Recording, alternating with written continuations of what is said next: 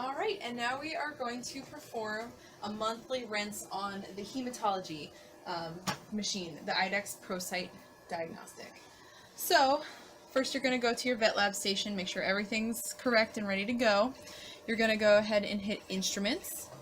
You're going to find the ProSite on here. You're going to find ProSite Diagnostics. You're going to hit Monthly Rinse on here. There's a couple others, but Monthly Rinse is the way we want to go. We have our monthly rinse here. You want to make sure it's a little shaken, not too bad. And you want to find a nice large no additives tube to put it in, because it goes through quite a bit amount of this fluid. So just pour it in the tube, anywhere from 2/3 to 3/4. Keep it unstopped. You want to make sure you have the appropriate tube size on here. So the way to go ahead and take these on and off, you just line up the dots and twist it in. So you go ahead and just stick it right in there, and then you hit the start button. And it'll do its thing, it'll clean it all out. It's somewhat of a almost bleach solution, and it goes through and cleans all the tubes out. Now we're going to go ahead and do an ELISA test. So what you're going to need, this one is actually for parvo. So you go ahead and open your thing. It comes with this nice little snap. Take it out, you get your fecal sample on here on the end. Put it back in the tube. To mix the conjugate with the sample, you go ahead and bend it sideways a couple times so it cracks. And then mix it back and forth by squeezing the tube. And it acts as almost like a pipette up and down the sleeve, if done properly. Alright, so it's all mixed, it's all up in here. Come to our test itself. And for this one, it's just 5 drops of the whole thing, like the sample inside of the conjugate. And this acts again as the pipette. So you position the swab directly over the well, and you drop 5 drops. 1, 2, 3, 4, 5. And so that wicks all the way up to the top here. At some point it will reach the little dot, the center dot, and at that point we will snap the test all the way down, which releases the other half of the reactor, and it will go ahead and process from there. And this particular test takes 10 minutes to run. Reach the well, and now the other half of the reactor goes down, and we'll wait 10 minutes. Alright, 10 minutes is up. Let's go ahead and check our results. So we have our well, and the dot closest to the well is our control. There are no other dots, which means we are parvo negative. And we're now going to do a simple fecal float. So we will be using this little doohickey here. This is our commercialized fecalizer. So this portion is a pipette that we just stick in the stool to get till it fills up this top section here. So that will be our sample. This is our tube. We fill this up to the fill line, which is about halfway. There we go, with fecal float solution, sodium nitrate. So this has a little projection here to go ahead and help you get everything out of the pipette. So we are just agitating this really well so everything mixes. So everything's nice and mixed in here, so we put this back in our rack. And we have our little tops here. It has a filter automatically, otherwise you would use a gauze sponge to help filter into a different tube. In this case, this just kind of sits on here. We connect that to this indentation. We fill it the rest of the way with Fecasol, all the way to this top line here. And then we gradually, gently twist with a cover slip on top.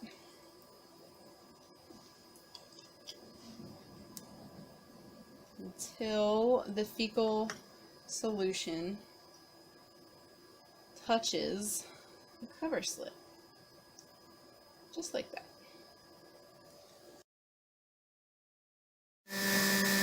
And now our fecal float has been sitting for 15 minutes, so we go ahead and gently transfer our cover slip from the top to our slide. Make sure it's on there. Okay. And then we go to the microscope and we go ahead and read it. So we want to make sure that it's on 4 times magnification. Start at one corner and go to the opposite in a grid-like fashion. So up one edge, down the next. Certain things to look out for would be pollen. So they usually show up as like Mickey Mouse ears, sometimes black, sometimes kind of yellow. Other things to look out. So most of the ovas, the eggs are usually like small, round, sometimes oval shaped, sometimes very round, dark. Some are going to be yellow, some are going to be football shaped. So it's always keeping an eye out for anything that looks unfamiliar, and you can always zoom in, like I said, to check things out. So after looking at the slide, we have found nothing on there. There were no ovum parasites, so we declare this parasite free, at least on this sample, and we'll go from there. So first thing we're going to do, we place our container into the rack, and we fill that up to the fill line, which is halfway up on here, with fecal salt.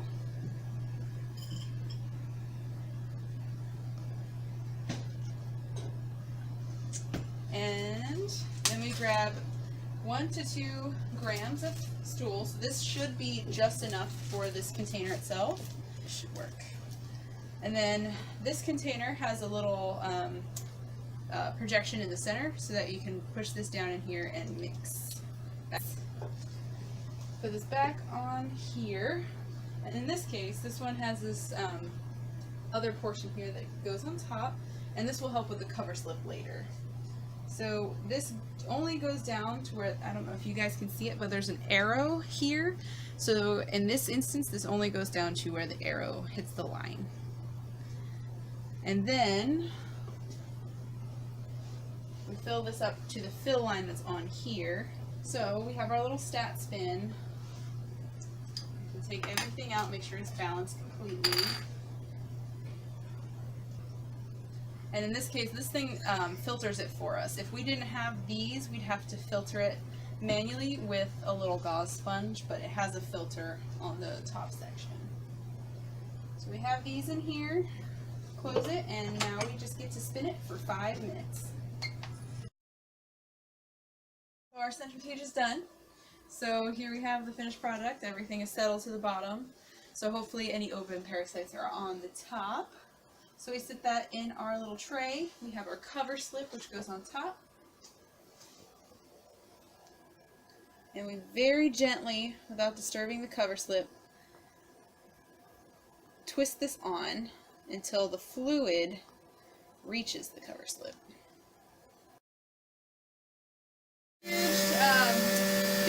Fecal slide has been sitting for 15 minutes now after being centrifuged.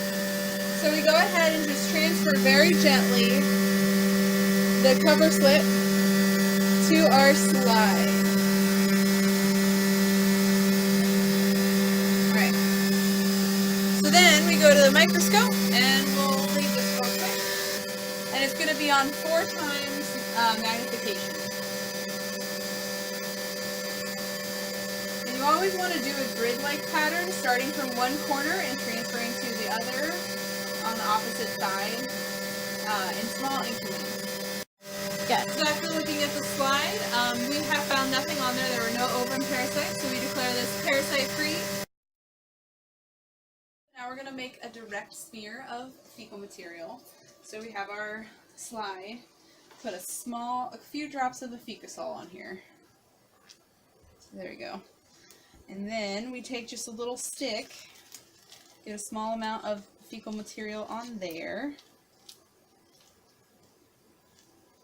and we mash it into the fluid till it makes a nice semi-solid kind of gel. Just make it all nice and even, and then we roll it out so it's easy to see through.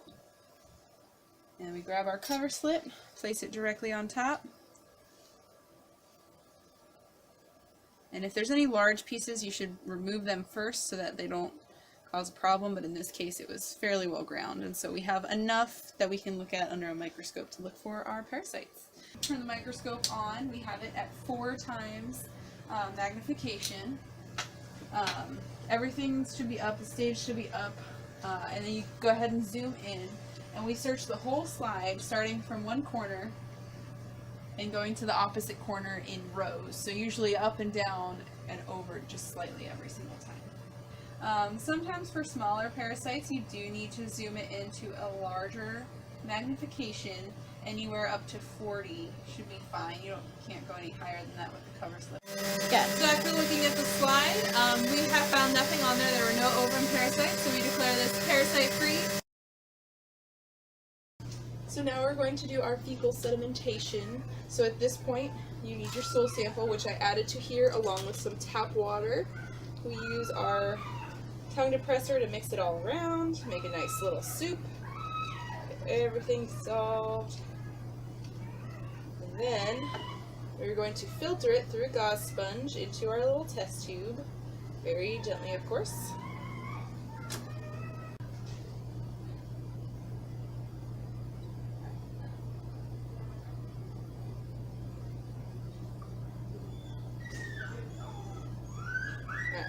That's about good. And then we're going to go ahead and spin this for 5 minutes.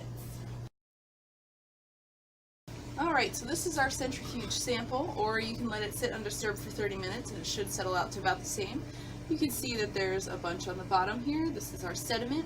So I'm going to go and pour off the top fluid, and I'll be right back.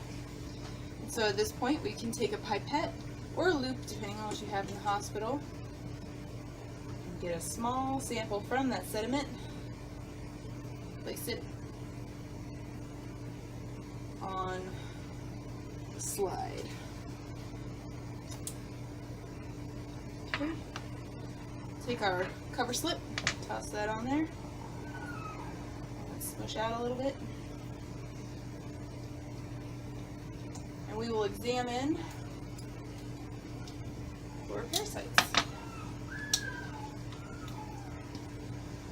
And we should be able to use a fairly low objective. Most ova eggs are fairly large, but we should go up to the 10.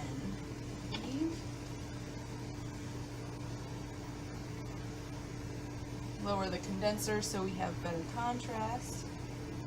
And we'll do a grid pattern, so up and down in orderly rows to search for parasite eggs.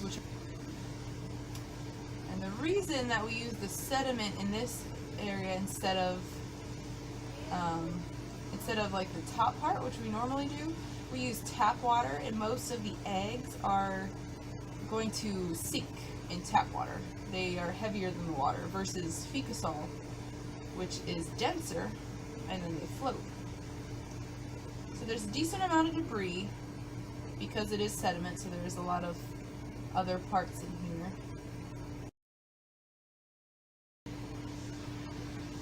So if you're looking through the whole slide, there are no evidence of parasites on the slide.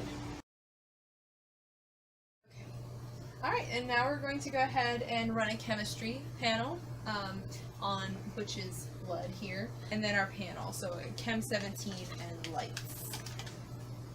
So on the screen we have to select Butch's name, and we hit select, and then we have to process the type. So we have the serum here.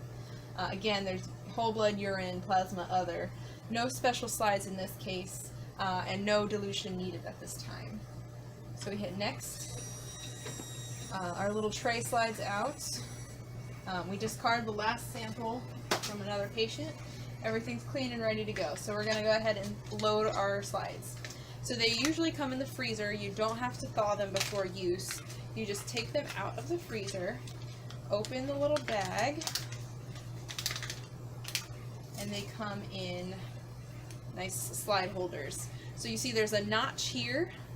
This side is up with the dots and the IDEX label on it, and you slide it in with here, so it's off center so you actually know where it goes.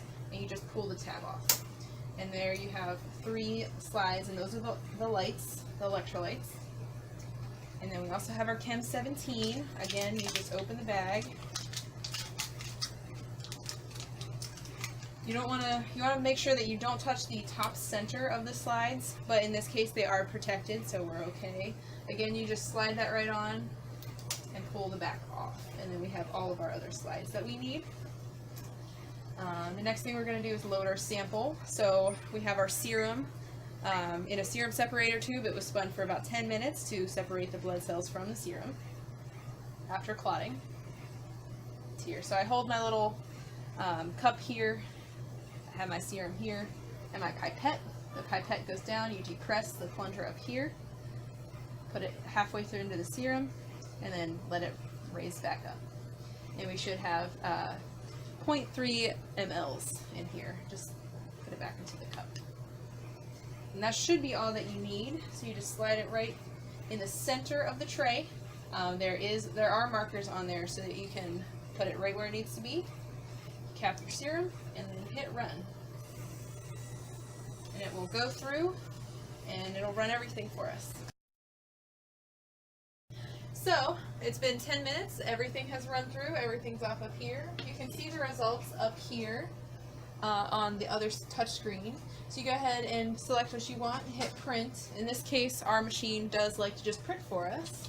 So we have them here. And then we also have our chemistry that we just ran here. So we have some elevated glucose and BUN, alk-phos, and amylase. So we'll go ahead and give these to the doctor and we'll go from there. We're going to go ahead and perform an ear cytology. So what you're going to need for this first half are just 2 ear swabs, fairly long, even for this little short guy here. And you're going to want to do 1 ear at a time. And for now, we'll start with the right. You have your patient and your swab. You go ahead and go vertically straight down into the ear. Do not bend at all, but go ahead and twist it from side to side to capture as much debris as possible. Pull it out. You have some debris on there, and this is your right side. You're going to grab your left ear swab. Do the exact same thing on the left side. I know, I'm so sorry. Go in straight down, twirl back and forth, come straight out. You have your debris. And for the left one, you're going to break it so it makes a nice L so you know which one is your left. So we grab the left ear smear slide and the left ear swab, and you just roll gently back and forth to deposit debris on there in a very light layer. You don't need to smear it back and forth because it'll mess it up. Just roll it gently back and forth. And we do the same for the right side. Next thing you got to do is heat fix your slides. So you're going to go ahead and take your lighter and your slide. Make sure you only grab the end so you don't get burned. And gently and very briefly heat the slide. You don't want to be able to burn yourself if you touch the slide to your hand afterwards. Do the same for the left. Should only take about 5 seconds tops to heat fix your slide. So then we go to the dye, and we have 1, 2, and 3 quick dip stain, and they are all labeled, but it goes light blue, red, and then purple. So you go ahead and you can stick both of them in at the same time, and we wait about 15 seconds for each stain.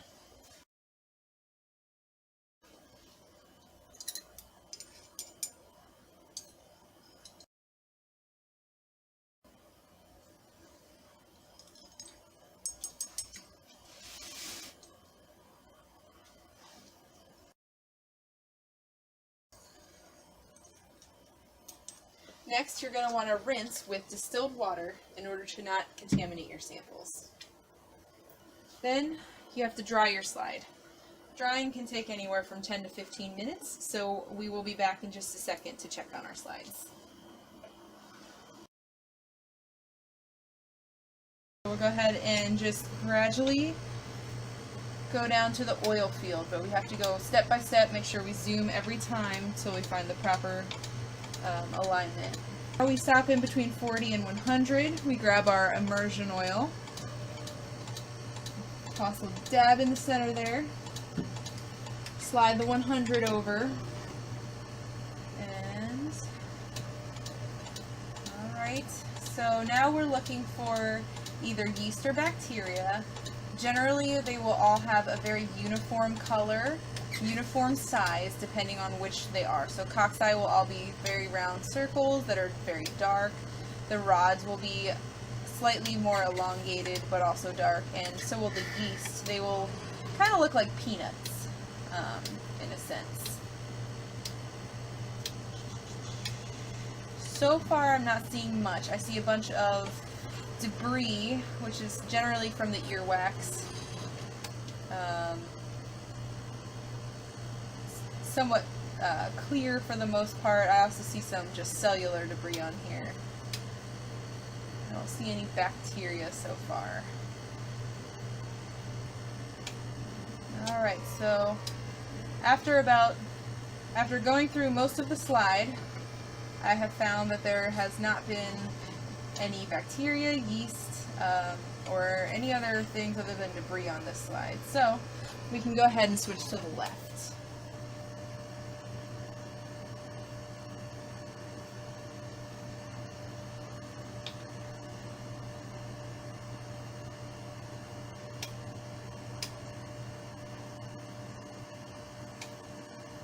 And there's even less on this slide.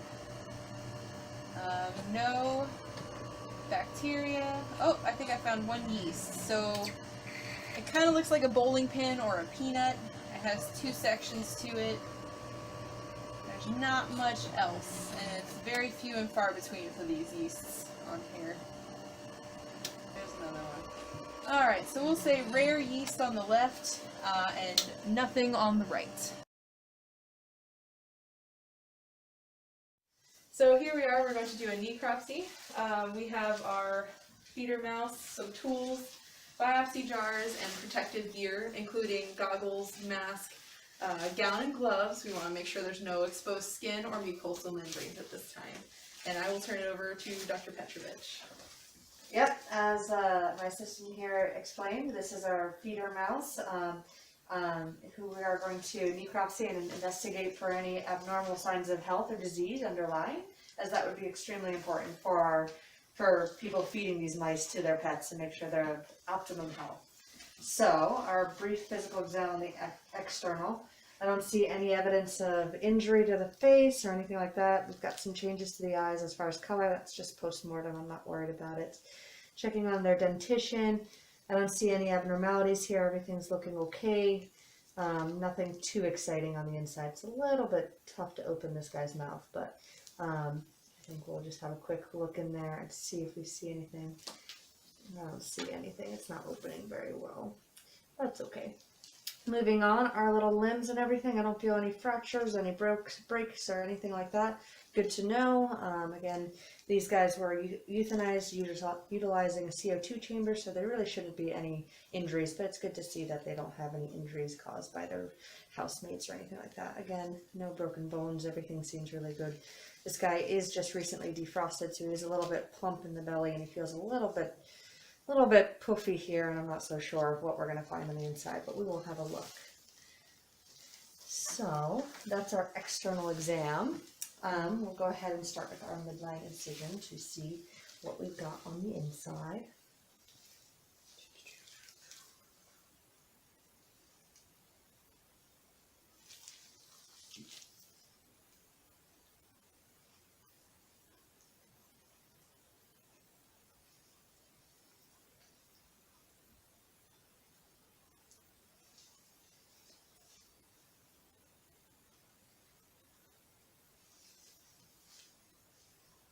Getting into the abdomen here, we've got some intestines coming through.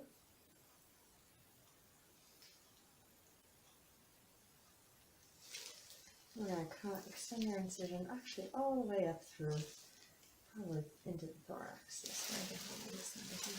Yes, please.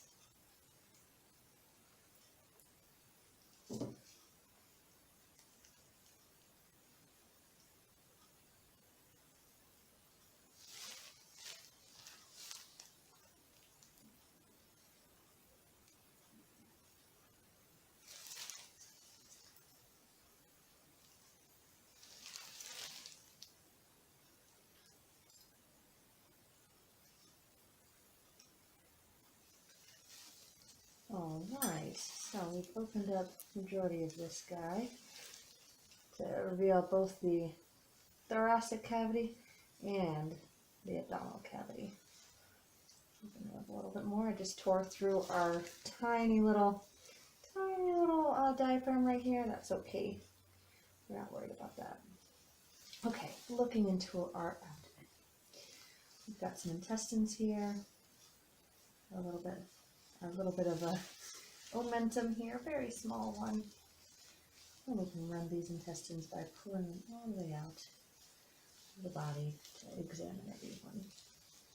Everything's looking pretty good so far. We've got our liver up here.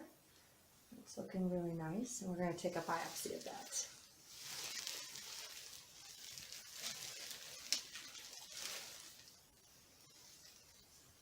For demonstration purposes. But it looks pretty normal as far as getting a little bit of this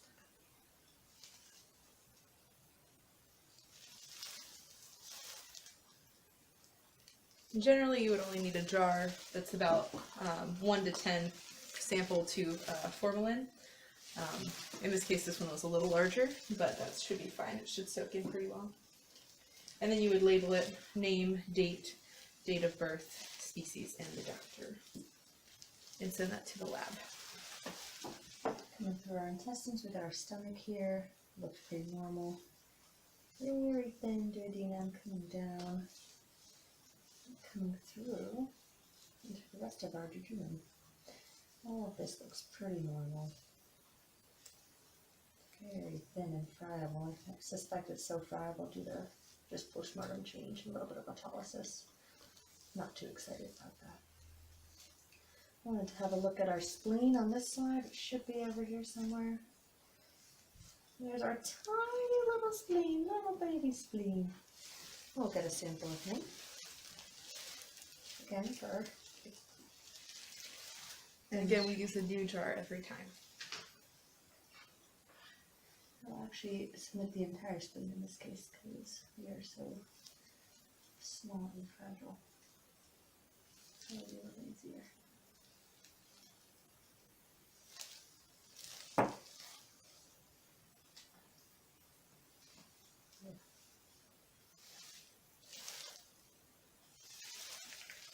Careful not to spittle or anything like that.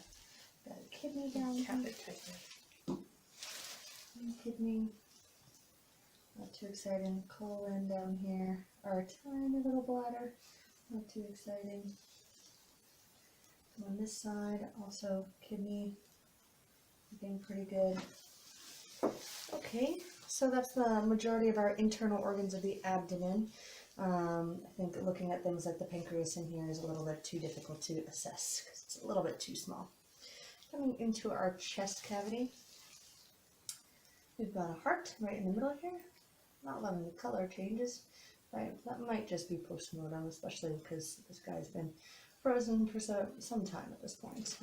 We've got our lungs, which are a bit darker in color, again, probably post-mortem or something to do with the CO2 inhalation at time of death.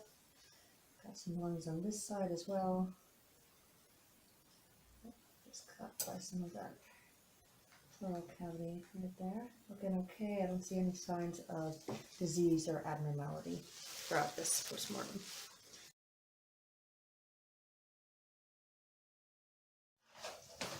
So if we were sending this rat or any other specimen for rabies testing, we would need something along these lines. Any animal that's to be handled that is suspect rabies needs to be handled by a technician that is licensed and has a rabies vaccine, and also needs to have proper get-up. So we need the gown here, the gloves, mask, and eye protection, just so that nothing can splatter or get into any mucosal membrane or on any skin.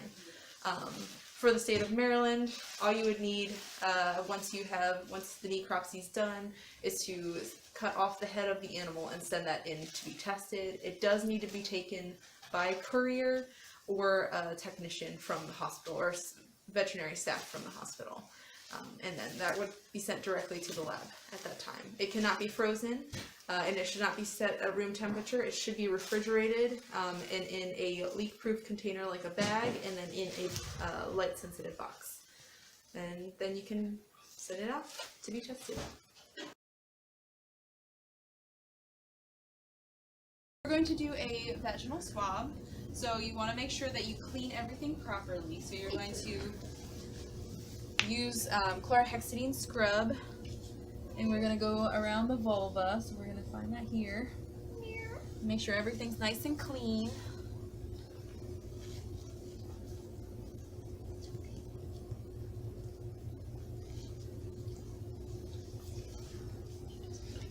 And then we rinse it with saline gauze. It's chilly, it's okay. It's cold. It's okay, love. I know. You're being a very good girl. Girl. Make sure everything's rinsed. Everything's clean. Our swabs must be sterile, so they were opened from a sterile pack, and you grab only the side that you're going to hold. You don't want to actually touch the swab to anything until you're ready to enter. This is sterile saline, so we're going to wet the tip of the swab.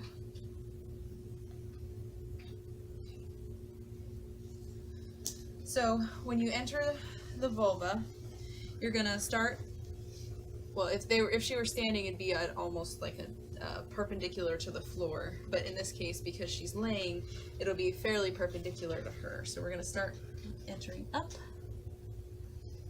and as you enter a couple inches, you can kind of turn it at a 45-degree angle to enter the rest of the way into the vagina. And then once you're in, turn it just 2 or 3 times and then remove. And so we should have a good sample on here. So then you're going to take your slide, and you're just going to gently roll in a couple areas. And you should have enough cells on there to go ahead and stain it, and we'll go ahead and look at it under a microscope. And we have 1, 2, and 3 quick dip stain, and they are all labeled, but it goes light blue, red, and then purple. So you go ahead and you can stick both of them in at the same time, and we wait about 15 seconds for each stain.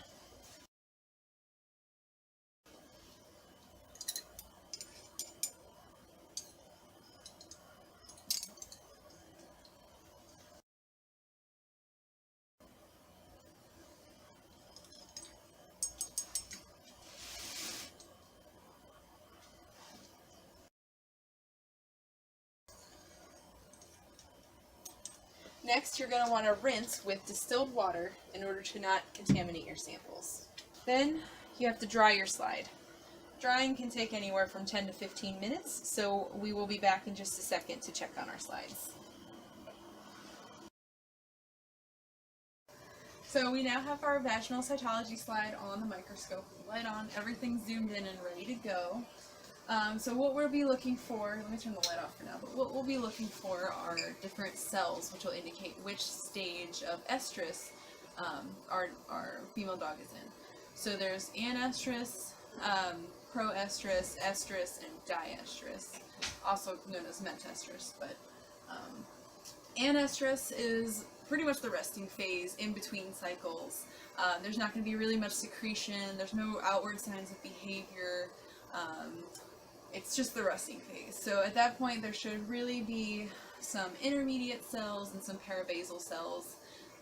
Out of all the cells, they're probably like the medium to small sizes of the epithelial cells that we're going to see, with some slightly larger nucleus to fill up, not the whole thing, but it'll be larger than what are called superficial cells, which come into play during proestrus. So proestrus is the follicular phase. That's when estrogen starts increasing, and there's going to be some superficial cells, which are again the larger cells, and that's going to be predominantly the epithelial cells that we'll see, but there will be a mix of some parabasal, and there will be a mix of the intermediates. There should also be a bunch of red blood cells in there at that time, along with some potential neutrophils and potentially some bacteria, but that's may or may not happen. So during this phase, the female will start to become a lot more attractive to the male dog, but she will not stand for him. She will not allow them to tie. So that's what we're looking for if there's proestrus. Again, there should be potentially some secretion of blood from the vulva itself. Next one we go into is estrus, and at this point the estrogen is decreasing and the progesterone is increasing, and this is when ovulation occurs. At this point is when the female will actually allow the male to tie with her to have coitus with her. So at that point you will notice almost all the other epithelial cells will slack off except for the superficial cells. They will start to become anuclear and will keratinize, so cornify at that point. And that's pretty much what we'll see on there. There really won't be that many red blood cells, neutrophils, anything else. It's mostly just going to be those very large superficial cells. After estrus comes diestrus, and this is when either she's going to be pregnant or it's going to fade away. So it can be very similar to anestrus on the slide. So you're pretty much going to see a mix of the superficial parabasal and intermediate cells, less of the red blood cells, neutrophils, etc. And it's just going to be just the epithelial cells that you're going to see on there. And at that point, there could also be a little bit more debris than there was with anestrus, but it's very hard to determine anestrus, diestrus, and pregnancy from each other. They all look very similar. So we'll go ahead and look at the slide and we'll see what we have going on. So I see a decent amount of intermediate cells, and they're moderately sized epithelial cells. They can be round, they can be slightly different and have different sides to them. But the nucleus is fairly large. There's also a couple parabasal cells in there, and then there's also a few of the superficial cells, but those are minimal. There's a decent amount of neutrophils in there, but I don't really see too many red blood cells. So at this point, I think she's a 6-month-old female, so at this point I think she's kind of going into her cycle, but she hasn't quite made it there yet. She's not quite at the proestrus stage, but she should be getting there very shortly. She probably will start her heat cycle very, very shortly.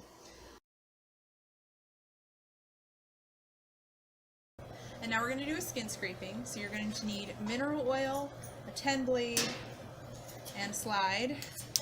First thing we're going to do is put a little mineral oil on the slide. Just a little drop.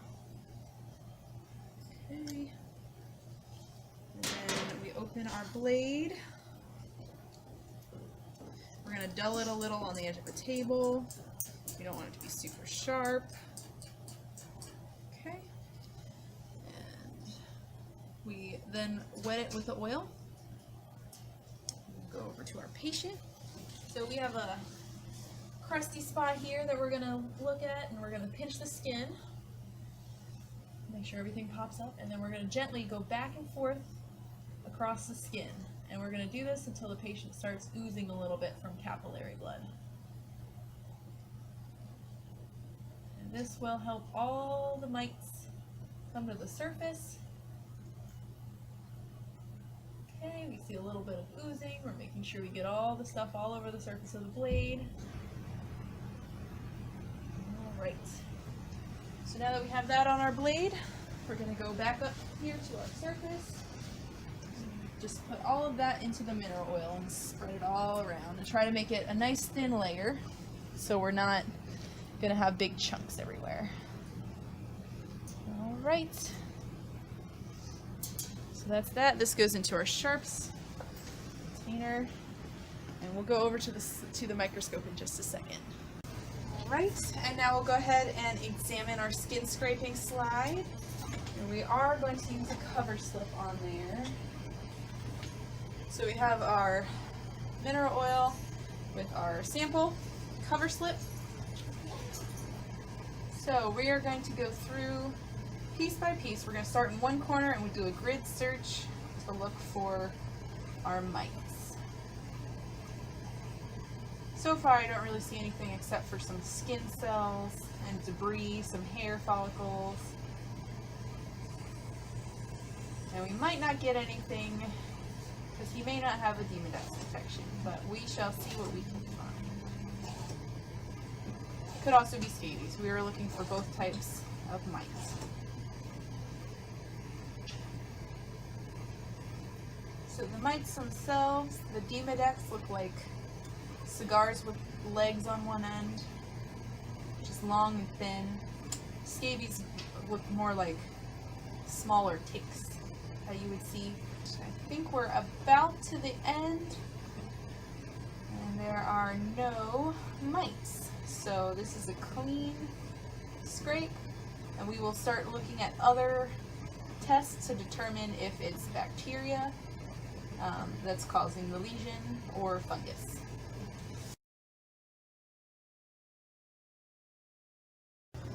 And now we're going to do our cross match.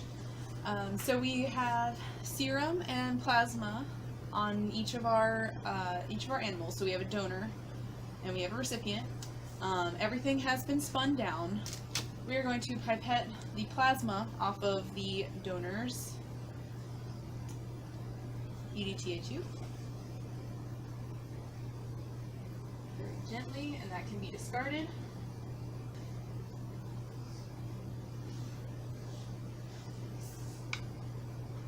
And we are going to take our wash tubes for the donor, just completely empty at this point. And we need 2 drops of the concentrated blood.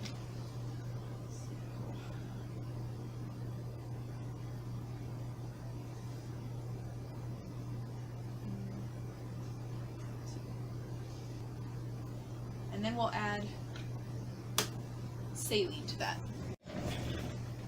Alright, so we have a pretty good amount of saline to add to this. We want to make it all the way full. And we do have everything labeled, so this was the donors. We kind of just want to make it all the way up to the top here.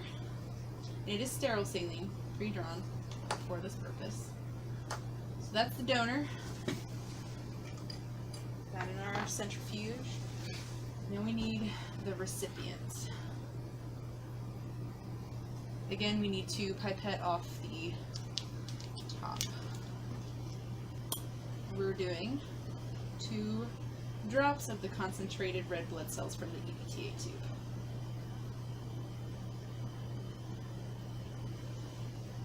Okay, and then again, we fill it with saline up to the level of the other one so we can use it as a balance.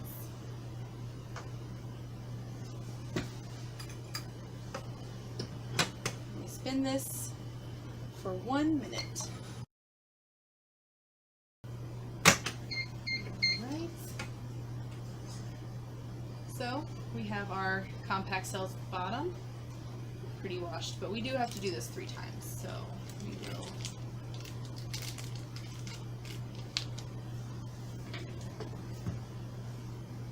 decant all the stuff on top without disturbing the cells at the bottom.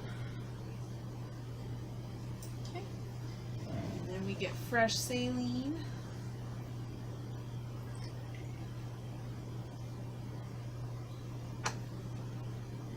So we just did the same thing for the recipient. We are now going to go ahead and spin for 1 minute again.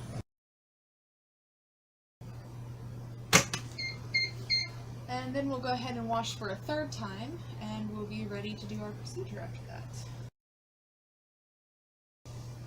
Alright, so we have our washed cells. This is the recipient, so we'll go ahead and remove all of this again. And the donor.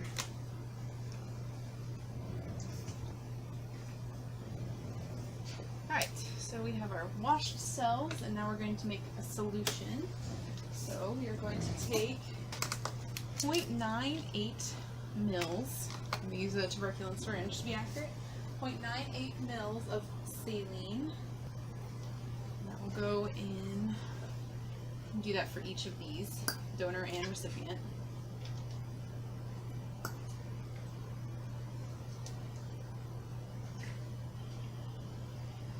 Okay, so we got our saline.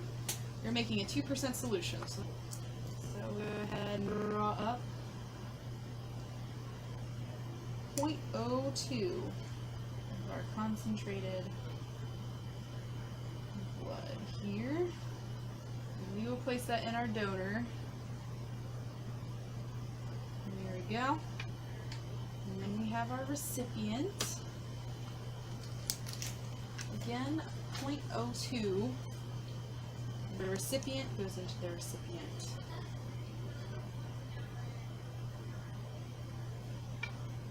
Go. Alright. So we got recipient, donor, recipient, donor.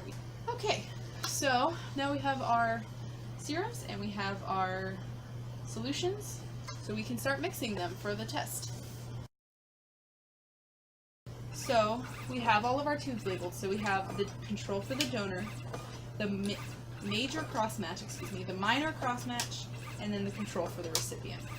And in the back row we have our donor serum, our donor suspension, our recipient serum, and our recipient suspension. And we have pipettes for each of the back row.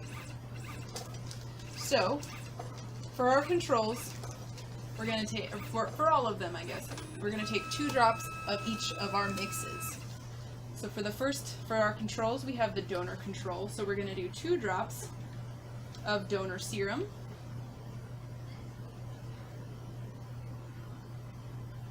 We're going to do 2 drops of donor suspension.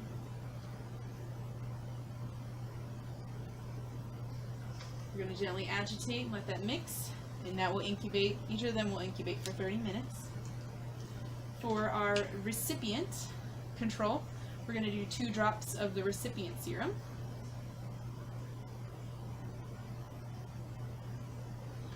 And then we're going to do 2 drops of the recipient suspension.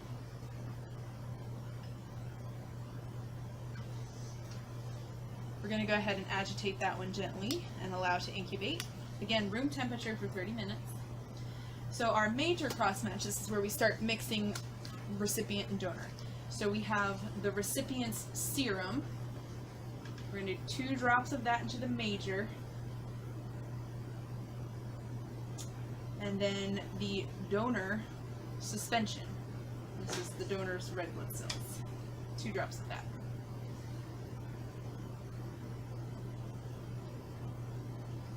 And it's the opposite for the minor cross match. So we're going to do 2 drops of the donor serum in this one.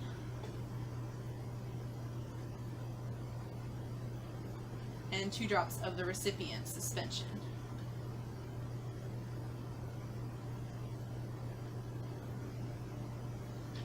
Alright, we'll cap all these off. Agitate slightly.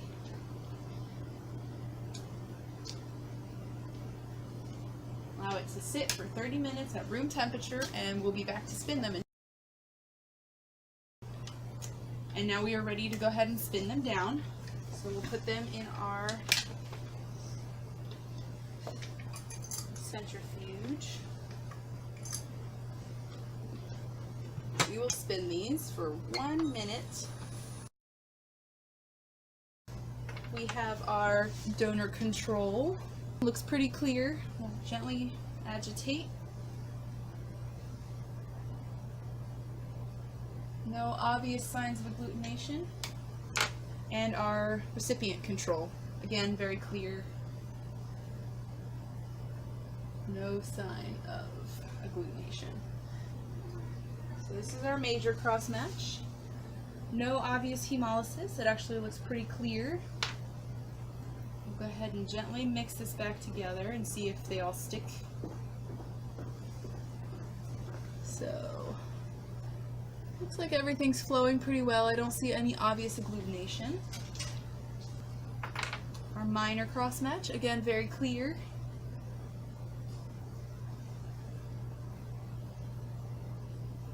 No obvious signs of agglutination.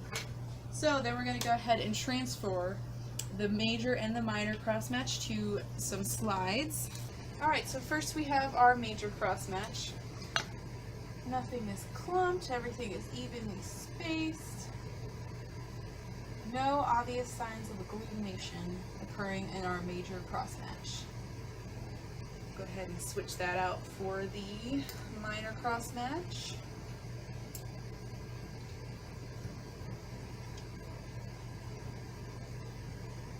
And it's the same here. No obvious signs of agglutination. They're all separate, they're all floating freely. There is no agglutination, minor or major, on this crossmatch. So these two animals would be compatible.